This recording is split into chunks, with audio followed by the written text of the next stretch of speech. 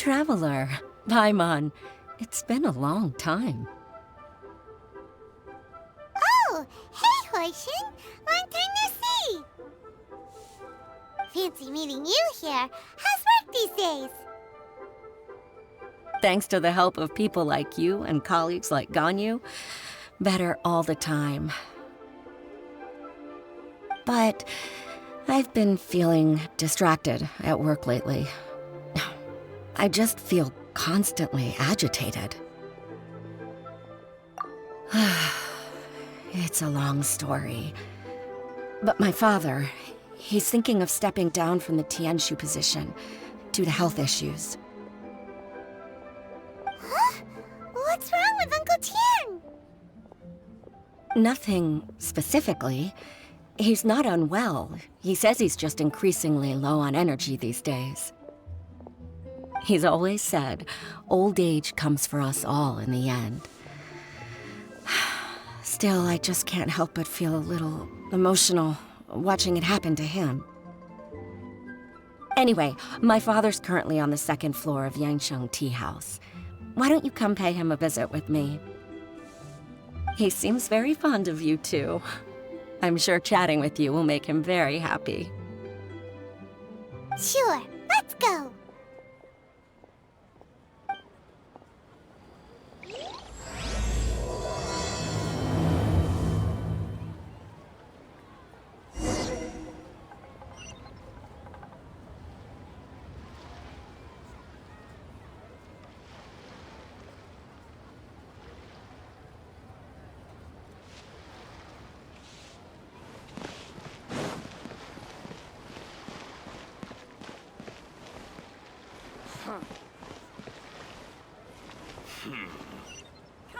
Come on!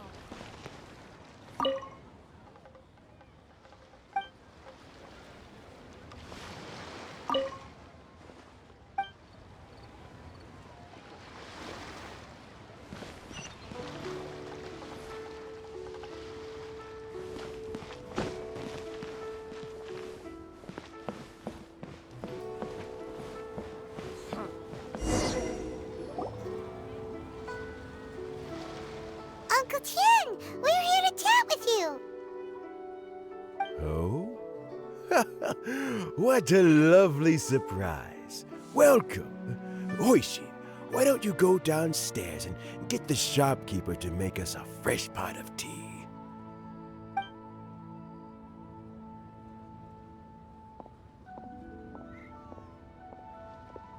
I heard that you've been traveling all over the place recently. I would very much like to hear your adventure stories. Hoishin told you, didn't she? Don't worry, I'm quite all right. It's just the years gradually catching up with me. As I grow older, I'm starting to find that with many things, though the mind is willing, the flesh is weak. Especially recently, I've noticed a rather drastic drop in my energy levels. I am still very much in good standing as the Tianshu today. Nevertheless, I wish to pass on the position before my mental acuity begins to decline beyond redemption. How difficult is it to transfer the Tianshu position? Oh, well, you see, the Tianshu is a rather unique position among the Liyue Qixing. Historically speaking, the Tianshu rarely appears in public. We stay behind the scenes, planning and giving advice, so a public selection process would not be suitable. We also want to keep any prospective Tianshu candidates free from influence by outside forces, so we tend to be as discreet as possible in their assessment and appointment. For these reasons, the incumbent Tianshu typically recommends their candidate of choice, and this is then approved by the other Qixing members. So in other words, you pick someone, and then Lady Kuching, Lady Ningguang, and the other Qixing appoint them? Correct. Unfortunately, due to my health, I won't be able to assess every candidate myself. Not to despair, however, because I found someone exceptionally capable to act on my behalf as assessment officer. In fact, I believe you recently became acquainted with her yourself. Oh? Who is it? I'm heartbroken. I thought it might take you a little longer than this to forget all about me. It's Yelan! Jackpot.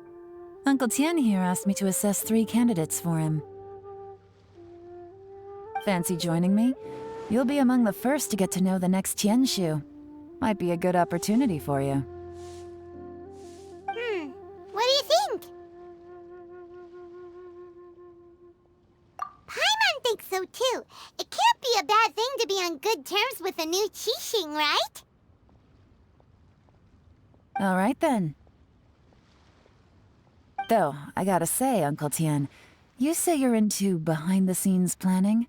My work's of the covert variety too. Don't you think I might make a good Tianshu? Huh? Yelan, you want to be the next Tianshu? I'm not opposed to the idea, but I suspect Ningguang wouldn't let you go very easily after how long you've been working together. So, how about this? If your investigation reveals that none of the other candidates are qualified for the position, I'll recommend you for the job. Deal. Well, you guys take your time. Everything's all set for the assessments to go ahead. Meet me on the first floor when you're ready. Until then, have a pleasant conversation. Oh, and no need to pay for your tea. As the new owner of this fine establishment, this runs on the house.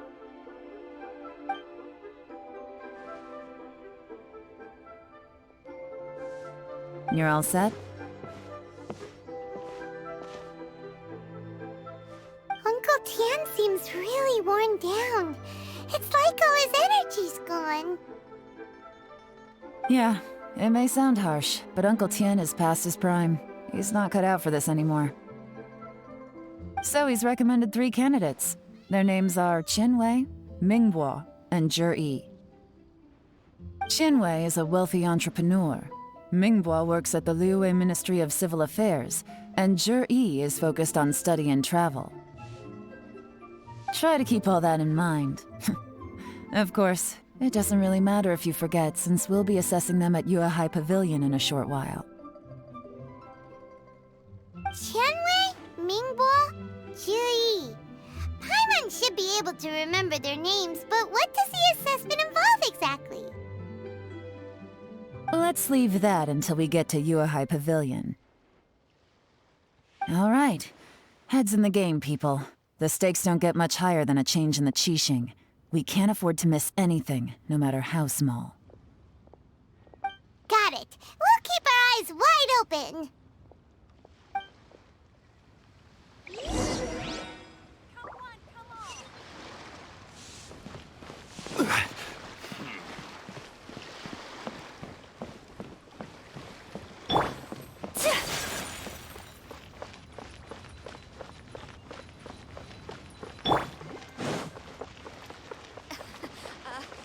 Join the adventurers.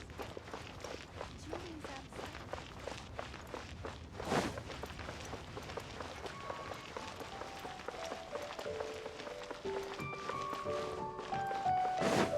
Let's move out.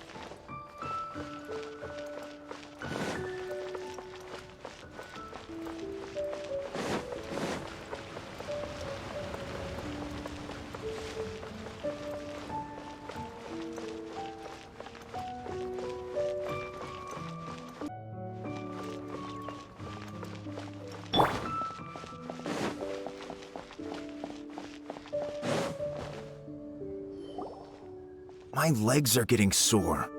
What is wrong with this assessment officer? This is a huge occasion and I don't even get a chair. I've dealt with all kinds of people in my time, but never have I been made to stand while I'm waiting for an appointment. Oh, I mean, I think it's fine. That's called being complacent. If you're happy to just accept the way things are, you'll never be able to change anything in the future. Oh, come on. That's just... Now you're just... being unreasonable. All right, you two. Let's not get into a big argument over this. It's not worth it. Qianwei, that was a bit uncalled for. And Mingbo, cut him some slack. We've all been standing around for a while. It's natural to be getting irritable. Look, how about this? There's no rule saying we're obliged to stand up while we wait, so why don't we borrow some chairs from the guild nearby? Fine. They're not the best quality chairs, to be sure. But under the circumstances, it would be better than nothing.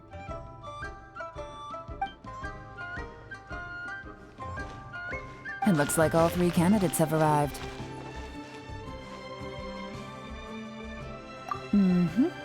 We'll meet them formally soon. Before that, let me run you through the assessment process. I've split it into 2 stages: current affairs and planning, and face-to-face interview. In the first stage, candidates are required to submit a manifesto for Liyue's development. In the second stage, we will ask them some questions in person. Writing a manifesto takes time, so I informed them of this requirement in advance. These are the reports they submitted. Wow, one of them is really thick. It's also worth mentioning a stipulation I gave them. Whoever is appointed as the new Tianshu will be expected to implement their plan as put forward in their manifesto. Failing the occurrence of some cataclysmic event, they will not be permitted to change their plan.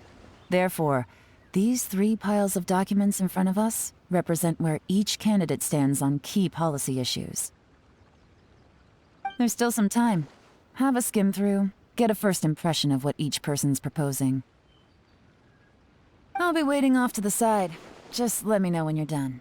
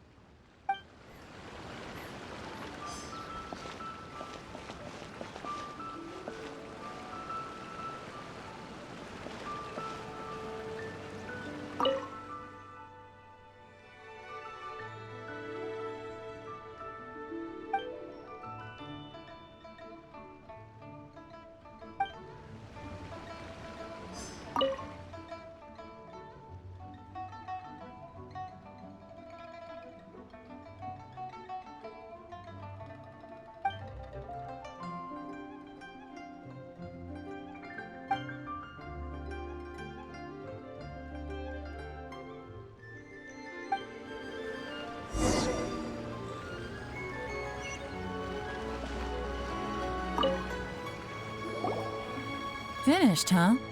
What did you think? Everyone took it very seriously. Of course they did. They have the chance to be picked as the new Tianshu, so you can bet they're putting their best foot forward. And keep in mind, whoever gets in has to execute their plan as written. Nobody wants to have any regrets.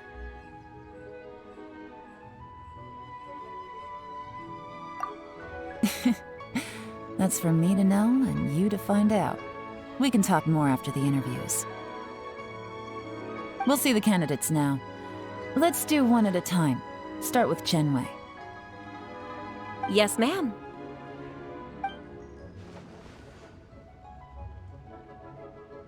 Oh? So you 2 are the assessment officers, are you? I had assumed that given the great import of this situation, Lady Ningguang would perhaps be assessing us in person. I certainly hadn't imagined I'd be seeing two entirely unfamiliar faces. I trust you've read through my manifesto? I'd be more than happy to clarify any details you found difficult to grasp. It was written with an expert audience in mind, after all. Mind your tone, mister! Relax. It wasn't intended as a personal slight against anyone in particular. I was simply stating a fact. Cloud Retainer? You know this Adeptus? Oh, yes, I remember now. You must be the traveler that people are constantly talking about. With your sterling reputation, you must have a respectable level of erudition. Perhaps you will be able to understand the concepts I have put forward. Although I shouldn't get my hopes up.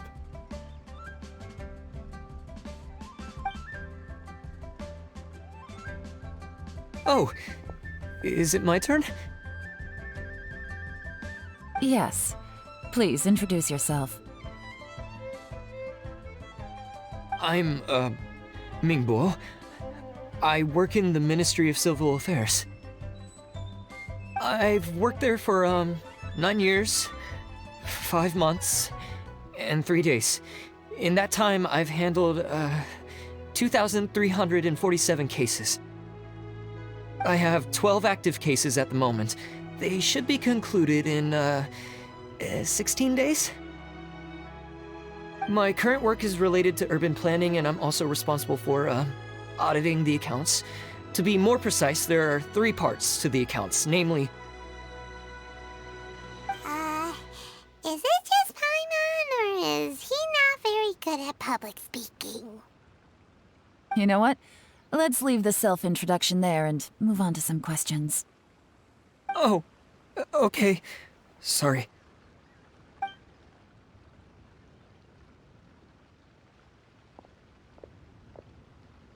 Hello. Not gonna lie, I'm feeling a little nervous. What would you like to know? You're here to assess me, so ask away and I'll answer your questions to the best of my ability. Your manifesto is very wide in its scope, but you don't seem to be personally involved in many of the specific fields. How can you be sure that you have the ability to put your plan into action? Very fair question. I completely understand where you're coming from. But I'm confident in my plan.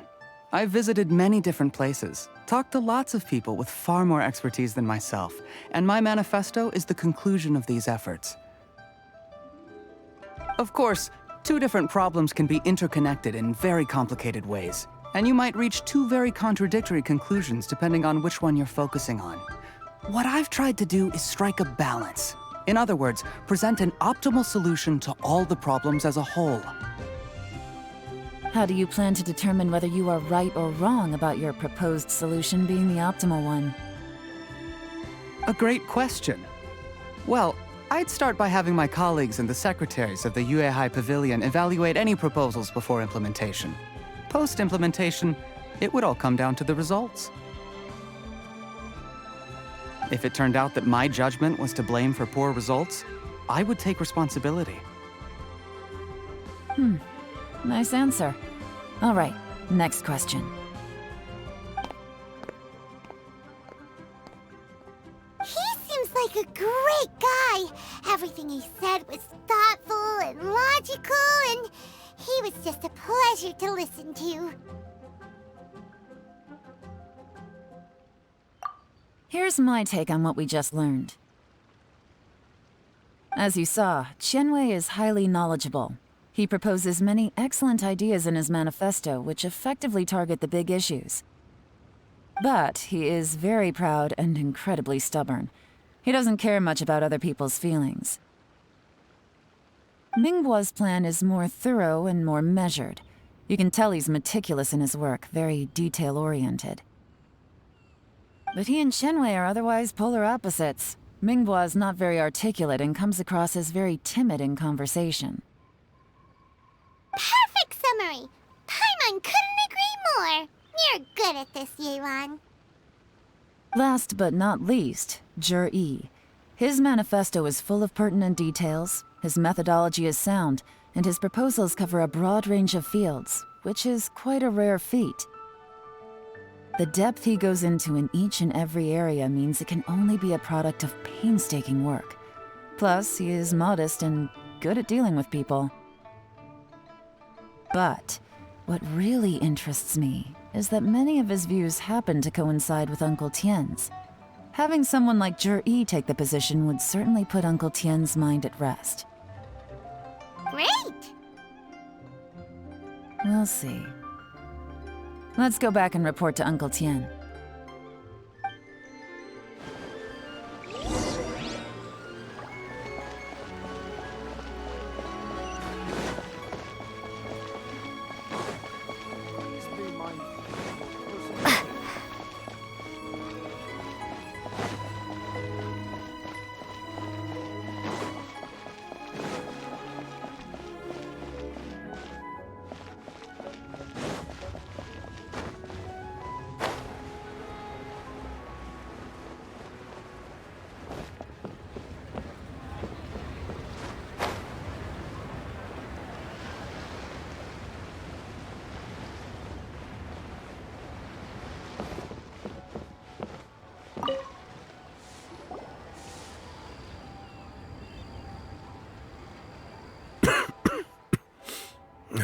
I see.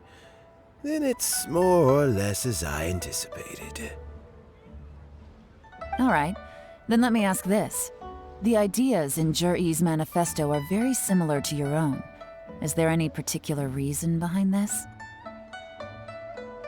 Oh, I didn't want to say anything when I gave you the list of candidates, for fear of affecting your judgment. But I can tell you now. Those 3 candidates have all studied under me in the past. It's only natural that they share some similarities with me. But Xin Wei went on to focus on his business, and Ming Bo has always been occupied with his work at the Ministry of Civil Affairs. Of all of them, Zhi was with me for the longest duration.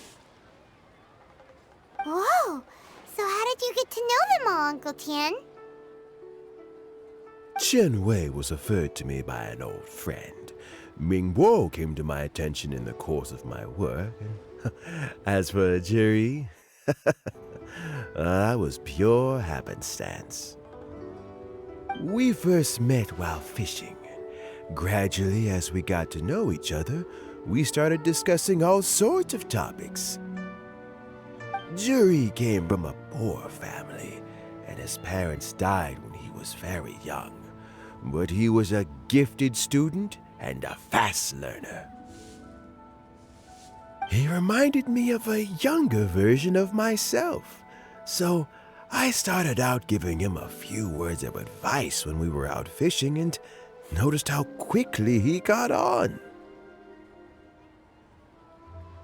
Quite. And now, all of a sudden, he's grown into a mature young man. It's a joy to see, but it also gets one thinking. The young are growing up, and I am growing old. How time flies. No one can escape the cycle of life. I don't know, Uncle Tien. You still seem in pretty good shape to me. You might have another few years of work left in you, don't you think? Oh, you. There's really no need to console me. Having less energy than I used to isn't such a bad thing. It just means I finally have a good reason to retire and spend my days doing what old men like me should be doing. Going fishing whenever I feel like it. Sounds like you sure love fishing, Uncle Tien. Ooh, there's nothing quite like fishing to pass the time. Ooh, and freshly caught fish, they make the most beautiful fish soup with barely any preparation required. Fresh fish soup. Mmm, sounds tasty. doesn't it? Also, some time ago, Juri purchased a very special recipe from an old fisherman. When we've been fishing recently, Juri always brings some extra ingredients he prepared in advance. The addition of these makes the soup taste even more wonderful. That flavor makes for a fond memory. But at my age, who knows how many more chances I have left to taste it again. Oh, can Paimon come next time too? Paimon really wants to try it. Let's get back to the matter at hand. Uncle Tian, we've reported back. Do you have a verdict? I appointed you as the assessment officer, and I trust your judgment. Had you not asked me why Juri's ideas were so similar to mine, I was not going to mention my history with any of them. This decision must be guided by what is fair and right. Please disregard all other considerations and make your final decision only after a thorough review of each candidate's talents and capabilities. Remember, you must be thorough. Understood. Come on, let's go talk somewhere else. Bye-bye, Uncle Tian. Look after yourself.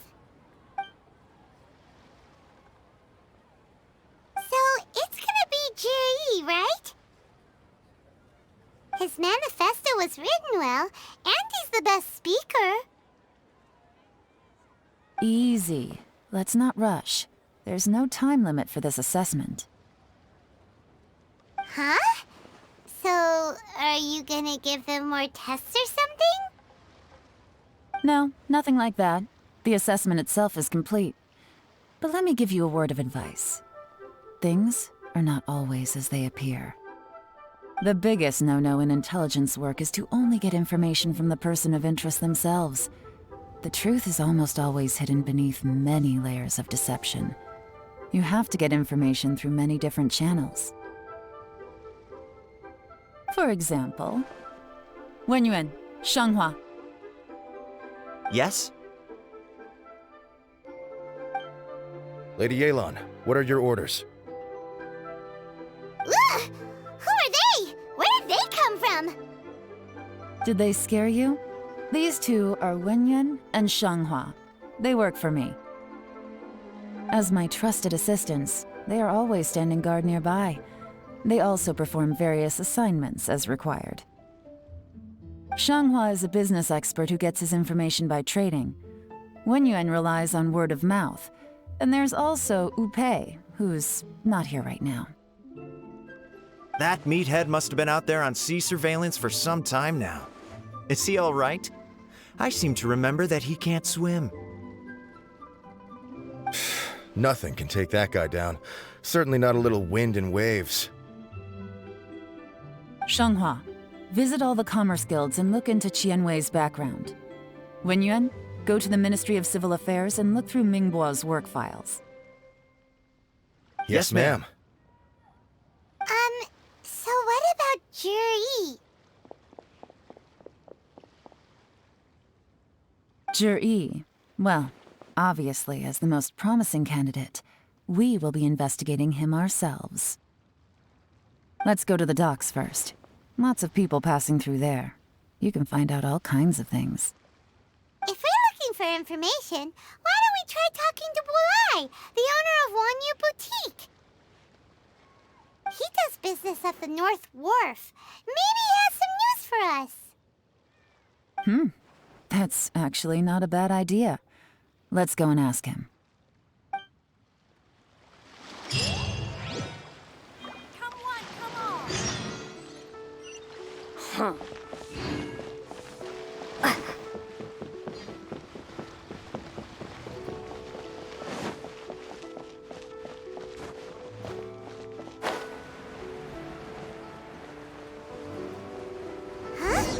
What's Bulai doing here today?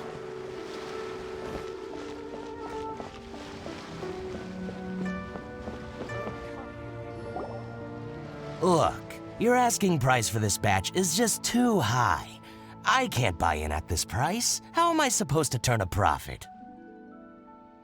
Come on, hear me out. I'm telling you, this is the single best batch of Sunsetias ever. You won't find anyone who disputes that. I accidentally dropped one into a well, and even the water turned sweet. Even so... All right. I'll let you in on a little secret. The boss of Second Life also wants to buy from me, but I haven't responded yet. If you won't take him, I'll just have to partner with them instead, and neither of us wants that. Okay, well, when you put it that way, I'll accept your asking price. I'll take all your stock. Don't sell a single one to Second Life.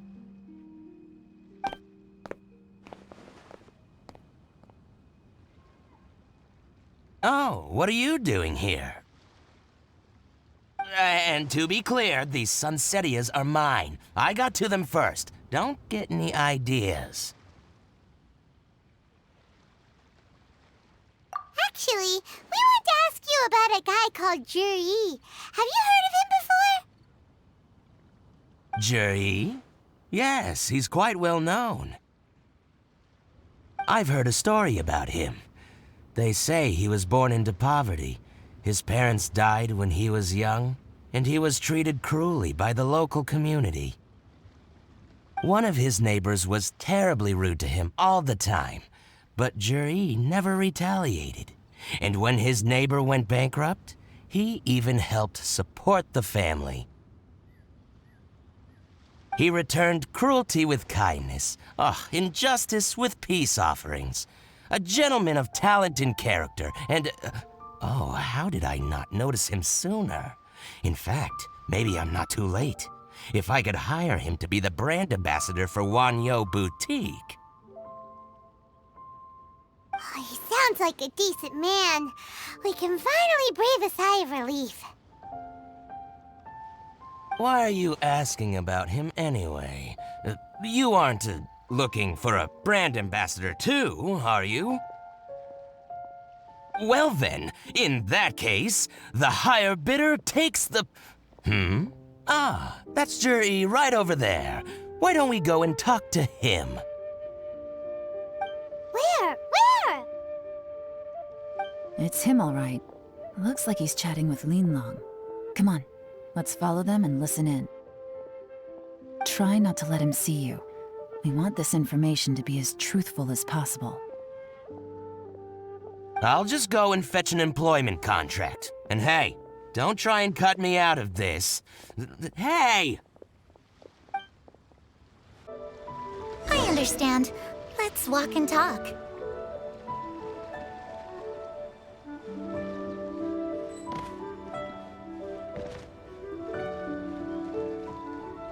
So, you were looking to buy a wineware set? Oh, now I can see that you're a connoisseur, so I won't bother trying to con you. I trust you understand our shop quite well?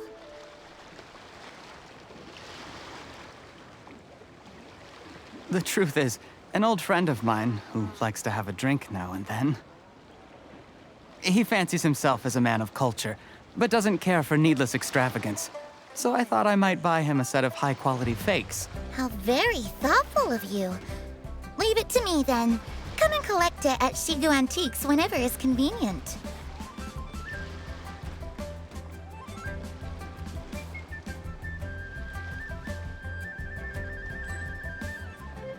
Thank you very much, Miss Linlong. It's my pleasure, Mr. Juri. These days, it's quite rare for someone of your standing to still keep up with their old friends. It's nice to see. I'll be sure to pick out a good set for you. You can count on me.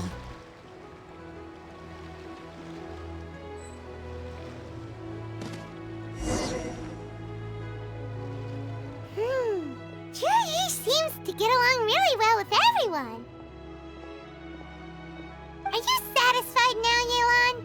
Seems like everyone thinks Juri's a great guy. We shouldn't jump to conclusions just yet. Let's go check out the wharf where he usually goes fishing.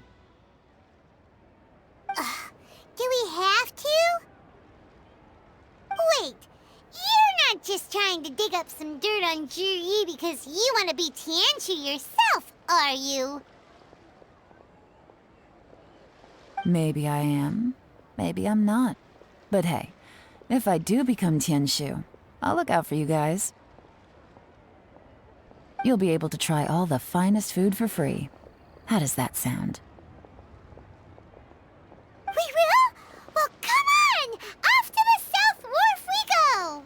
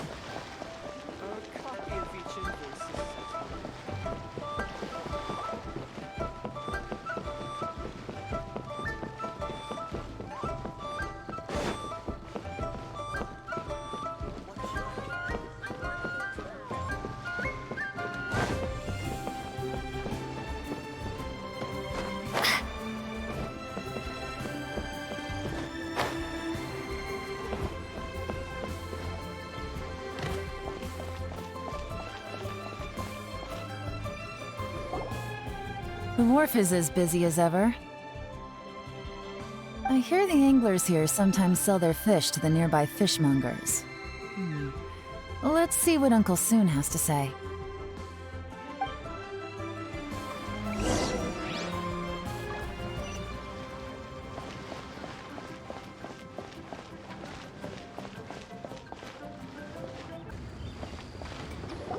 Welcome.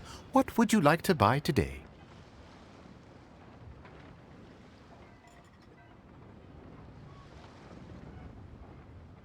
Sorry to interrupt. We're actually members of the, Liyue Anglers Association, and we just wanted to ask a few questions about someone.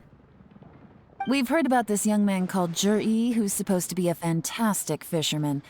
Just wondering if you happen to have heard of him? Whoa! Yeon made up a whole fake identity without batting an eyelid! Ah, yes, Zhi. He's been making quite a name for himself recently. I've got some friends who travel all over the place, and they tell me everywhere they go they meet someone who's heard of him. Apparently, he had a rather tough time growing up. Had to work several jobs alongside his studies to make ends meet. How does that saying go? What doesn't kill you makes you stronger.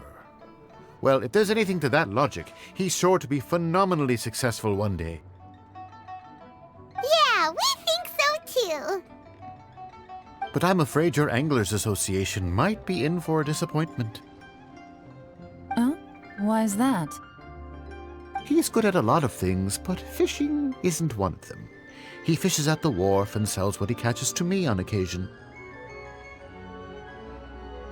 His catches are always mediocre. Not terrible, but equally nothing to write home about. If you're looking to recruit some new members, though, I do know a few top anglers I could put you in touch with. That sounds fantastic. I've got a couple of other things to attend to right now, though, so why don't I come back some other time and we can chat over a drink? Sure thing. See you. Everywhere they go, they meet someone who's heard of him. Come on, let's keep asking around.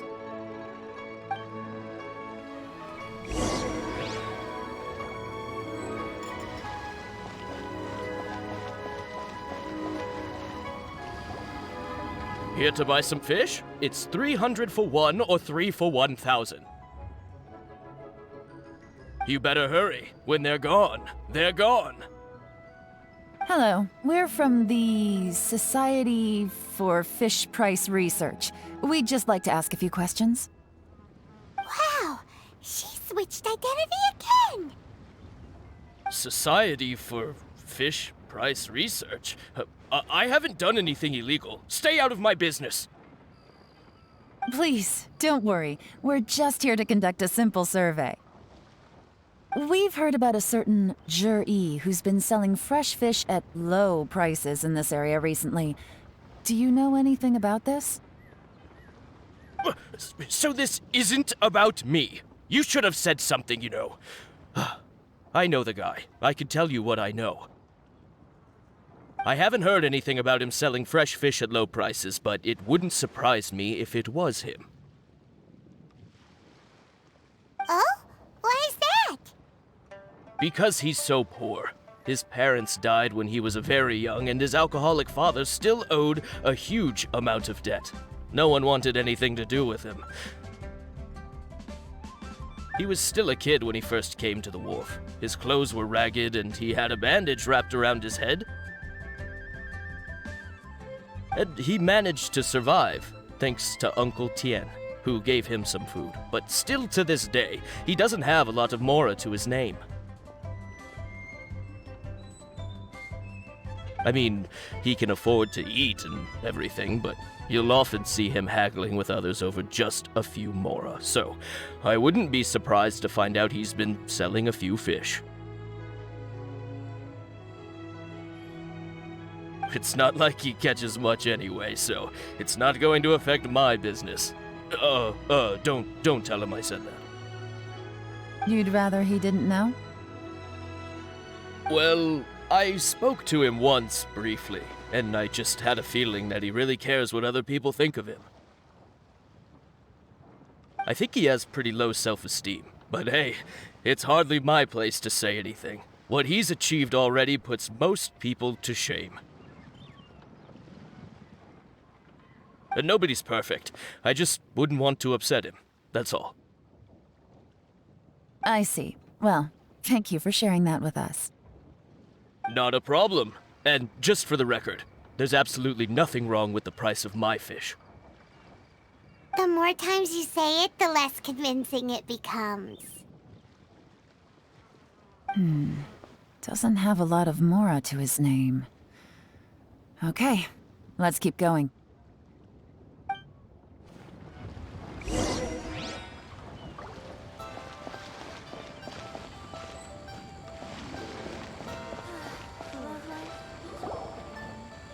Hey, it's you guys! Wait, what's the phrase? Oh yeah, honored to meet you.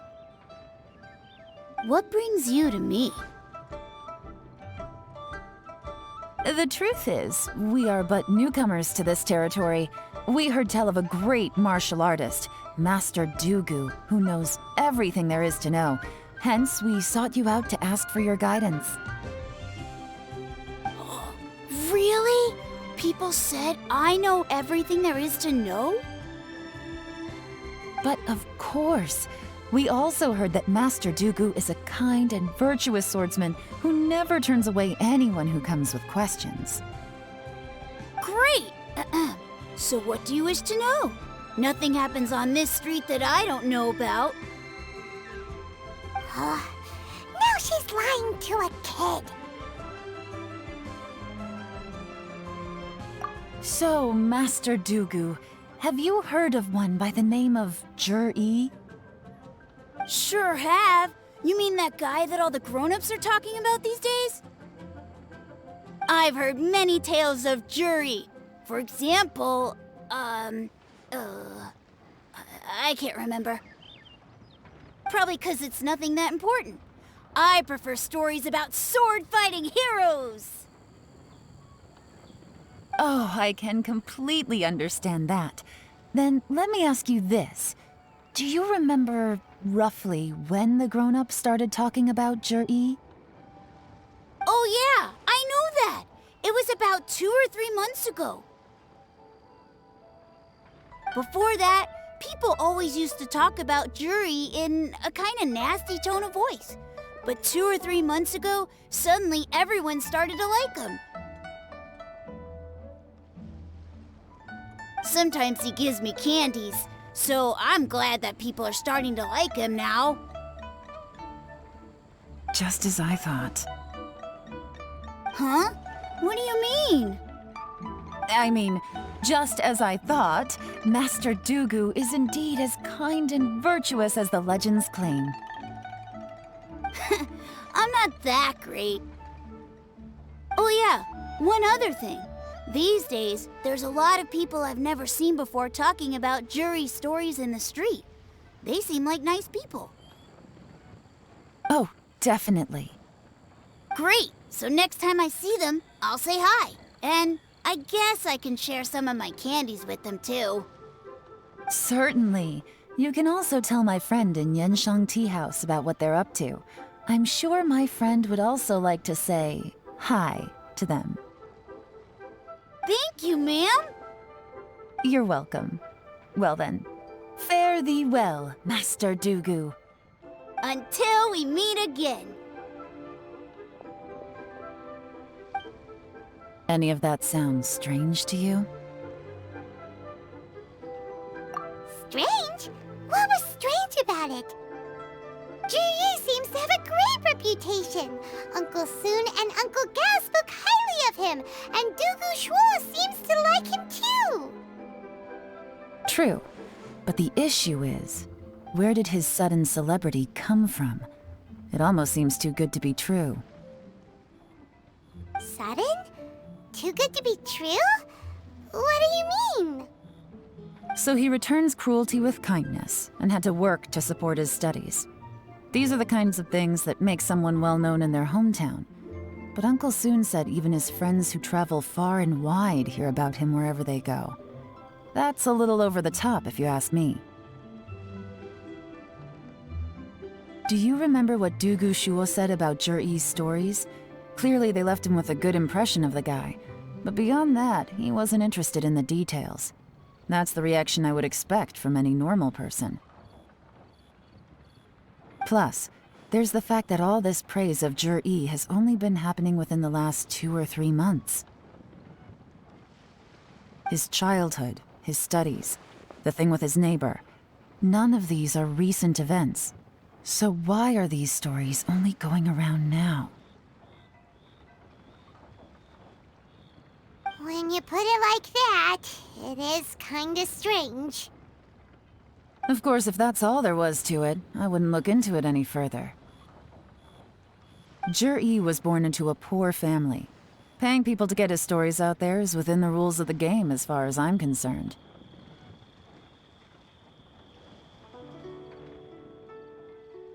The problem is, do you remember what Uncle Gao said about him? He's stayed poor his whole life. Everything he's earned he's either spent on studying, traveling, or paying off debts. I don't think he has the mora to pay for a publicity campaign.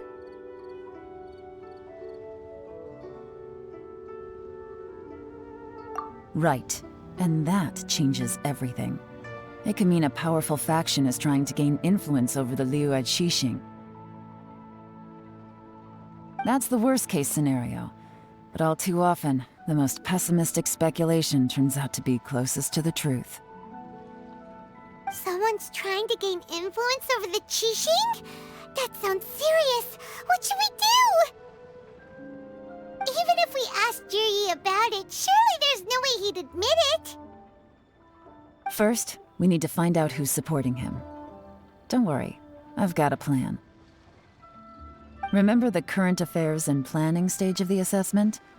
Since the successful candidate is duty-bound to implement their plan after taking office, their manifesto tells us their stance on key issues. Whoever is secretly helping Zhi-Yi must be seeking to benefit from his actions after his appointment. So, we should be able to find some hints in Zhi-Yi's manifesto on who we're dealing with. Come on, let's get back to Genshin Tea House.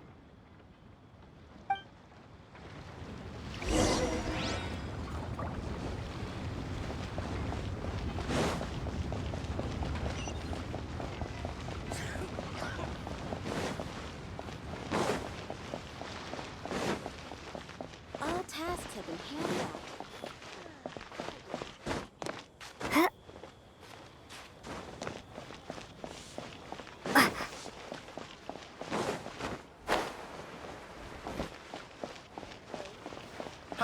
Adventurer.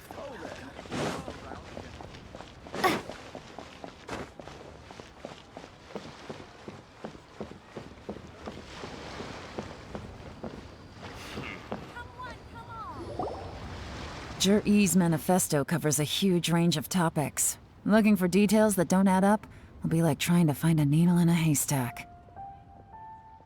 I'll divide the reports into 2 piles. You take one, I'll take the other. When we're finished, we'll put our heads together.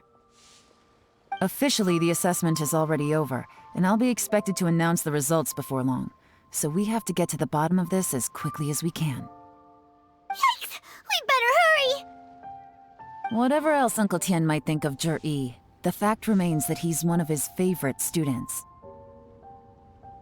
Any evidence he's left is not going to be immediately obvious. We'll have to look carefully and think critically.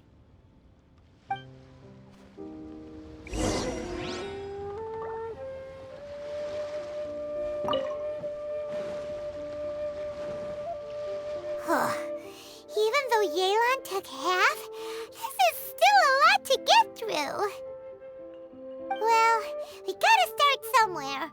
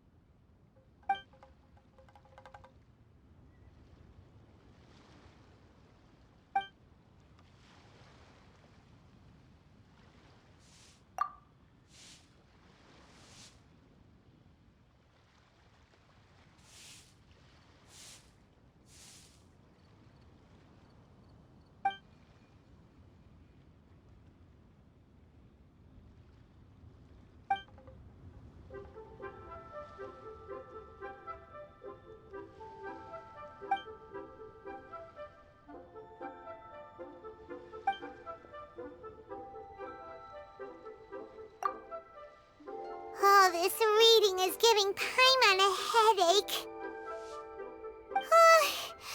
Let's take a break.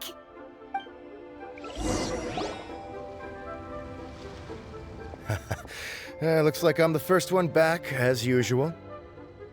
Oh, hey! It's one of Yelan's little helpers, Shenghua!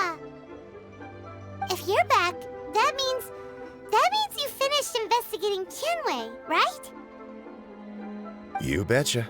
I visited all the commerce guilds and gathered a wealth of information. Every time they asked me to leave, but I always had another trick up my sleeve. Don't drag this out. Just tell us your findings. Yes, Lady Yelan. To summarize my findings, most people who've had interactions with Tianwei will start out complaining about how proud and arrogant he is, but then go on to give a generally positive appraisal of him. The young master of the Feiyun Commerce Guild said that Tianwei appears arrogant, but he's very scrupulous in the way he works. Once he signs a contract with somebody, he treats them fairly regardless of their background. Who'd have thought? Is it possible that his reputation is fake? Is there any way you can check the accounts of the businesses under his name? In theory, that should be very difficult, but here's the thing. I asked around and found out that almost all of Tianwei's accounts are open to the public. Where he buys from and sells to should be confidential business information, but he doesn't seem interested in protecting it at all. Tianwei often sees business opportunities that others don't, but once he's made enough mora off of it, it's like he gets sick of it and releases all of his trade secrets. It's like he wants people to know that they still can't beat him, even if he shares all of his secrets. The fact that someone like that can still make mora is pretty infuriating when you think about it. What a strange guy. It's like he's not doing business to make mora, but instead... To validate his theories. No wonder his manifesto contains so many insights. It's all the result of his first-hand experimentation. I'm back! Huh? How come you're here? Why do you think? Obviously, because I possess superior skills and am always one step ahead of the competition. Well, when you're the competition, at least. You... Ugh, whatever. I'm not getting into an argument with you. If I hadn't had something else to take care of on the way, I would have been back long before you. Lady Yelan, I have finished investigating Mingbois. Well, we're all ears. The Ministry of Civil Affairs says that Mingbois struggles to get his words out when he gets nervous, especially when he's chatting with strangers. But after a few days of getting to know him, you can pretty much have a normal conversation with him. On the whole, the feedback from the Ministry of Civil Affairs was very positive. He always considers the things that everyone else overlooks. In your opinion, was the Ministry of Civil Affairs' appraisal of Mingbois at all exaggerated? I don't believe so. Mingbois is someone who has slowly but surely earned the reputation he has today. According to Miss Yu, the Ministry often gets Mingbois to take a final look at projects before they're implemented. People feel much more confident in something if it has his stamp of approval. Oh, and also, there was once someone in the Ministry who was lying and cheating to try to advance their career. Mingbois gave them the scolding of a lifetime. Apparently, he can be terrifying when he loses his temper.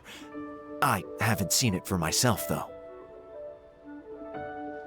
Whoa, that's hard to imagine. Like I said before, things are not always as they appear. Ah, so that's what you meant by that. I'm starting to get it now.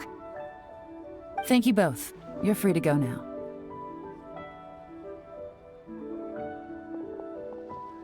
So, have you finished reading the manifesto? Still have a bit left.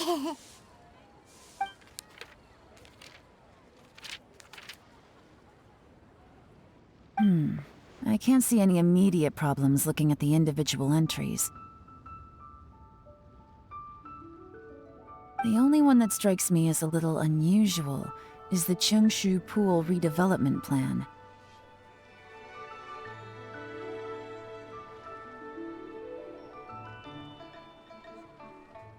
Cheongshu Pool has always been home to many secrets. Plus, Ajdaha once wrought havoc there, so there are even more secrets buried deep underground.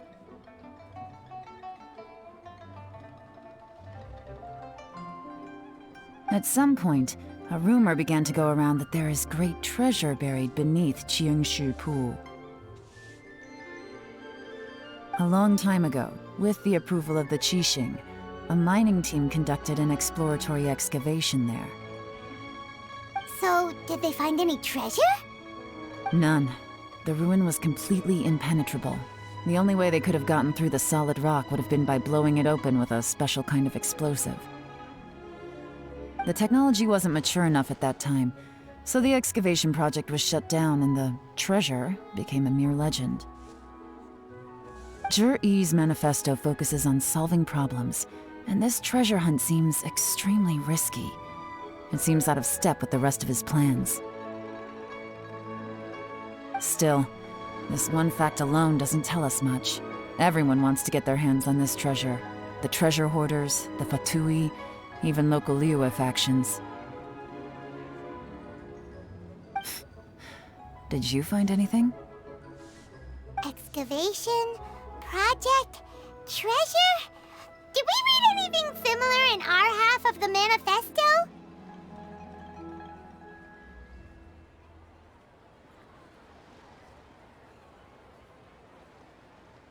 Oh yeah! Zhi-Yi said the Blackcliff Forge workers should get right of first refusal if any suitable projects come up. Did he now? Well, that makes everything much clearer. So Zhi-Yi wants the Blackcliff Forge to excavate the treasure of Cheongshu Pool. Does that mean the Blackcliff Forge is Juri's secret supporter? No, not likely. I've looked into the Blackcliff Forge before. They aren't involved with any powerful factions at present. They do possess some specialized explosives, but it would seem more trouble than it's worth to put so many resources into a risky project like this. Still, since the clues are pointing toward the Blackcliff Forge, we should see where they lead. We may well find something new. Shenwei and Mingbok both turned out to be completely different than what we thought. What about Juri? Is there another side to him too?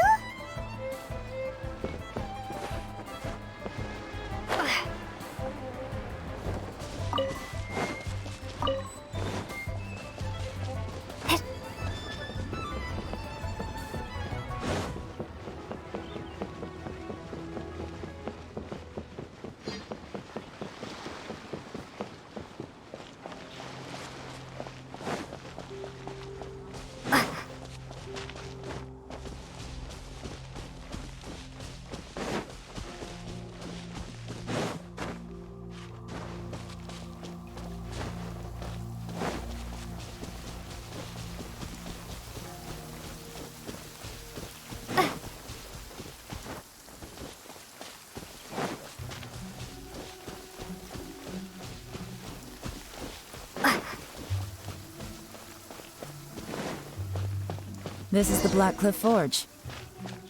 Let's look around for clues.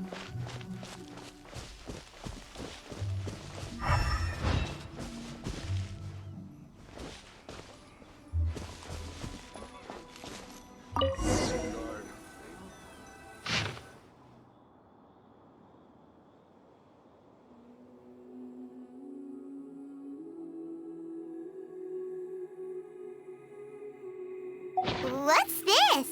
A diary? From the back, it looks like a ledger, but it seems they also use it as a site log. We don't know who wrote it, but it's interesting, don't you think? These newcomers, who could have sent them? You think they're suspicious? Yes. Look, it says right there, one of them's already been promoted to team leader.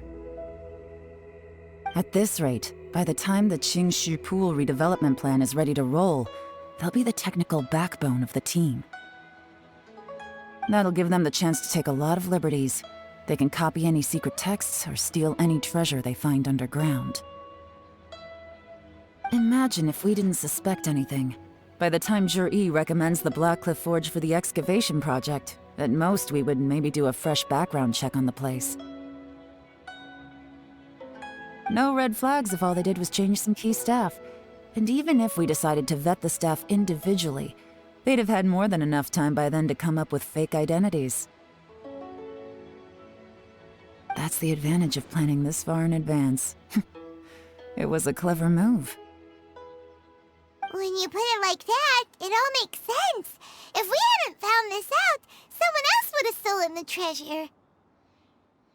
So, who's really behind all this? That's a question for the newcomers. But let's start with that worker over there for now.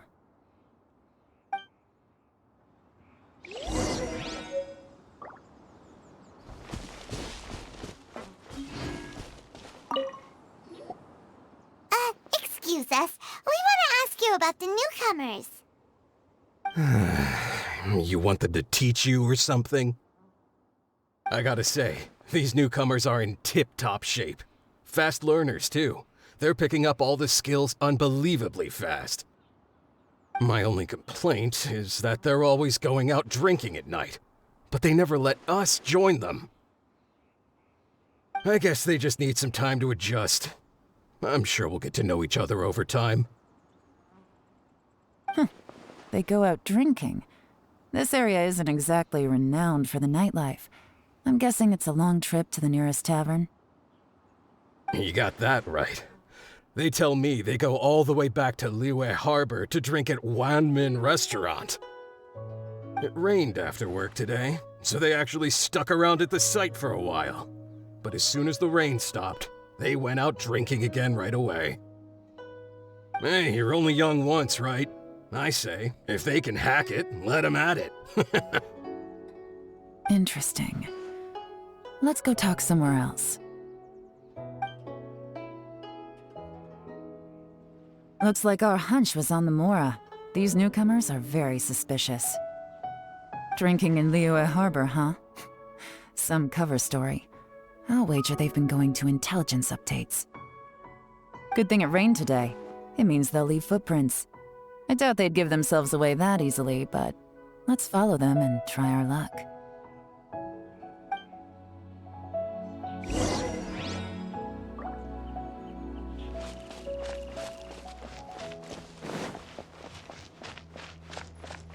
They went that way! Hurry, we gotta catch up!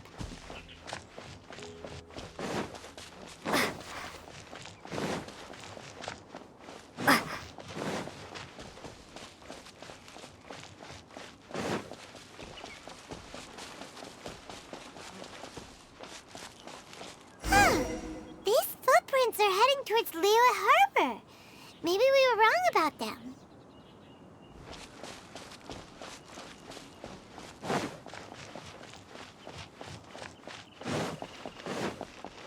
Just as I thought. They didn't go to Liyue Harbor. They went that way.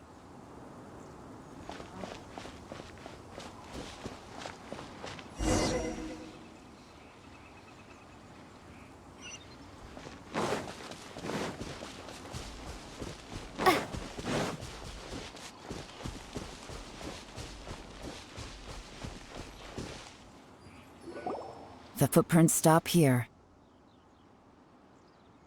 But, judging from the direction, I'm guessing their destination was that abandoned house.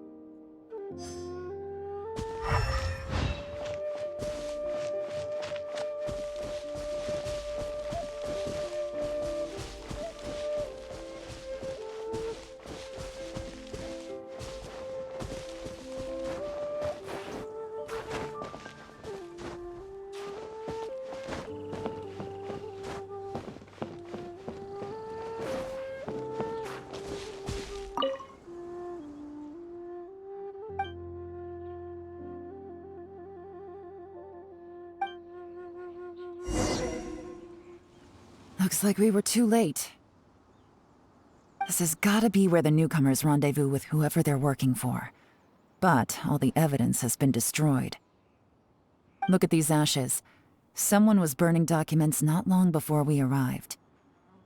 Could there be anything left? Maybe the wind could have blown the fire out before everything was finished burning. The odds of that are very slim. It's practically impossible. I've checked. All the paper's been burned. There's only ash left now. Why don't we wait for them back at the Black Cliff Forge? They've gotta go back there sooner or later. We can't count on that. Clearly they were based here at one point, but it's mysteriously abandoned now. To me, that says that whoever's behind this has moved them somewhere else, to throw our investigation off course. Darn! Guess this is where a trail runs cold. Make no mistake, the purpose of our trip wasn't to find any solid evidence. We just need to figure out who's behind Jur-E. I smelled something peculiar the moment I came in. Those newcomers probably thought they'd be safe as long as they burned the letters. But what they failed to consider is that paper and ink from different regions produce different odors when they're burned. Really? Paimon can't smell anything. Do you smell anything? There is a certain place with a freezing cold climate where there's nothing but ice as far as the eye can see. Some wealthy people there put floral fragrance in their ink as a way of injecting a little romance into their writing. When that fragrant ink is burned, this is the exact odor that it leaves behind. Exactly. The evidence will soon be blown away by the wind, so it's nothing we can arrest anyone with. But it's all I need. Now I know who we're dealing with. I can plan our next move. Lady Yelan! Oh, thank goodness I finally found you. I thought I'd never see you again. Who are you?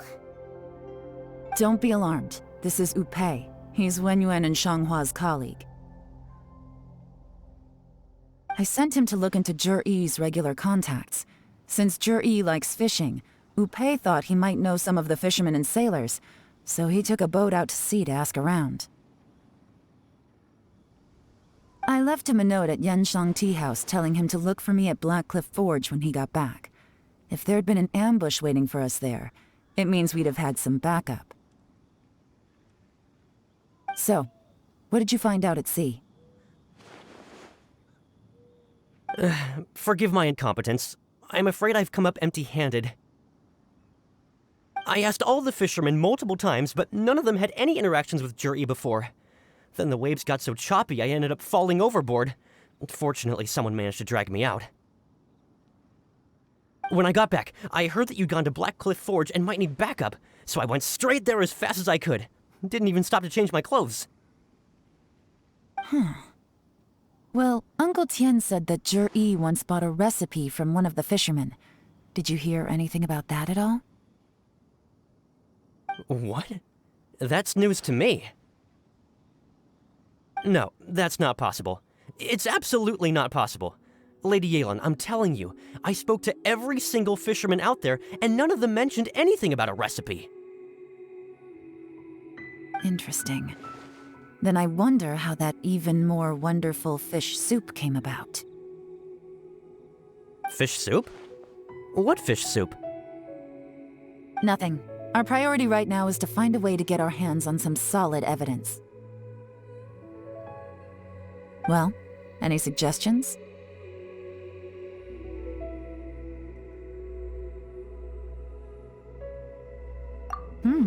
Not a bad idea. Upei, what do you think? Honestly, I've already tried following Zhi-Yi, but the guy's too cautious. Never meets with anyone suspicious. Okay, so tailing's out. No, we'll still need to tail him. But first, we need to do some groundwork. Groundwork? When you've worked in intelligence for a long time, you'll understand that no one can stay on high alert forever. Especially when he thinks he's about to win. Tomorrow morning, I'll announce his victory at Yuehai Pavilion. Take a guess what you think he'll do next. Be sure to arrive on time. You won't want to miss the show.